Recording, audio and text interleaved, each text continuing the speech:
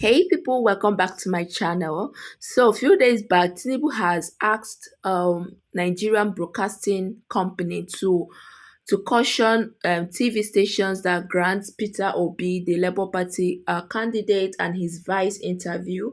So recently, um the N the NBC has given Channels TV a deadline of 2 weeks to pay 5 million over their interview with Labour Party Vice President candidate Datti Bola-Ahmed. So this was coming after Tinubu has asked them to caution TV stations that grant interview to Labour Party candidates.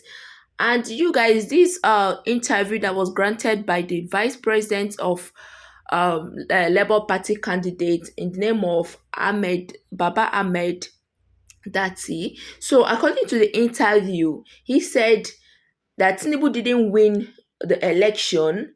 Nigerian constitution is not a puzzle, okay? So this was his exact word. He did not meet the constitutional requirement to be declared as president-elect, which according to him, he says that if Nigeria should go ahead and inaugurate Tinubu on the come May 29th, that it's going to be unconstitutional because we all know everything that happened, that there was no election. The election was flawed. It was rigged. Like it was like a massive rigging on a broad daylight. So after he granted the interview to on Channels Television, Tinubu and his colleagues have come out to warn the NBC to caution TV stations that grant these people or that grant Labour Party interviews. So I don't know what the Tinubu is up to. I don't know what this APC government is up to. If they are doing this now, they are not yet inaugurated in power. What would they do? Think of what they will do when they will eventually become when he eventually becomes the president. And now the National Broadcasting Company has given Channels TV a deadline of 2 weeks to pay for 5 million naira over their interview with Labour Party vice candidate Datti Baba-Ahmed. You guys, this thing is still sounds so strange to me because I don't know what to make out of this. Does it mean that these people are trying to, stop people from speaking up? Does it mean they are trying to tamper with our freedom of speech? We they seem to forget that freedom of speech is like a basic human right. Okay, it's an international right. Everybody have the right to speak. Okay, if we say you win the election, you won the election, you don't need to be scared. You don't need to be scared about anything. They were the same people that said if the opposition party are not satisfied with the election results, that they can go to the court. And now the opposition parties have gone to the court. These APC governments are still the same people who are going on the streets protesting that Nigerians should start accepting Bola Tinubu as their president. How possible is it? It's a shameful thing. This is the first time in the history of Nigeria a president elect is begging the citizens to accept him. It's very shameful. You cannot force people on you. You can't force yourself on the people. The people don't want you, yet you keep forcing yourself. You know your health is declining. You know that you're not even fit, but because of, I don't know, because of greed, I don't know what this man Tinubu, like why he's so desperate to be the president.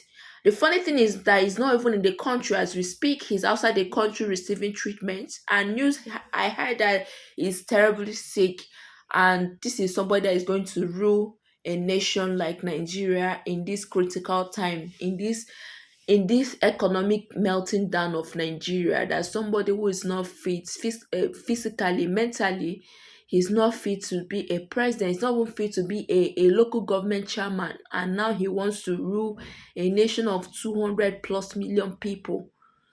You guys, I don't know what you think about Nigeria. I don't know what this APC government think of Nigeria. They think that Nigeria is like a company or is like a business. They run the country like a business, like an organization.